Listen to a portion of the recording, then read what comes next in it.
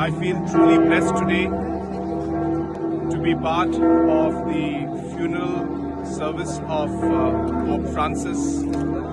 I had the opportunity to meet him a couple of years back, and today to be part of the funeral service is very solemn, and I truly feel very, very blessed.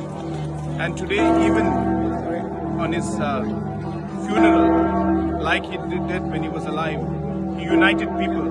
And even today, in his funeral, he has united people. People from all over the world today have come to pay their respects to Pope Francis.